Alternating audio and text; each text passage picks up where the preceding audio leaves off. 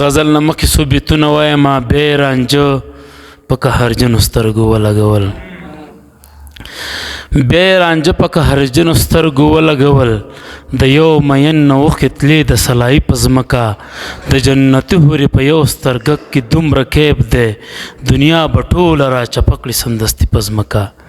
د جنتي حورې په یو سترګک کې دومره کیف دی، دنیا به ټوله را چپه کړي سمدستي په ځمکه.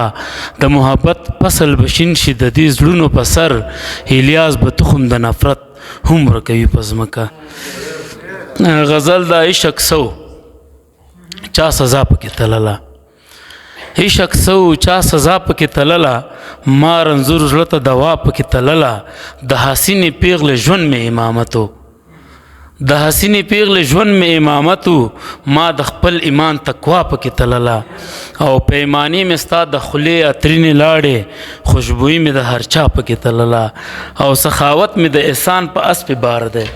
زمان صاحب سخاوت مې د احسان په اسپې بار دی، ما د نن ګټه سبا پکې تلله، او چې د تورې شپې اوربل په سپینېدو شو، چې د تورې شپې اوربل په سپینېدو شو، د سحر ناوې رڼا پکې تلله، د راسپاشو معشوقو سندریز کیپو. کاموال صاحب د راسپاشو معشوقو سندریز کیپو، خو الیاس خبره ستا پکې تلله.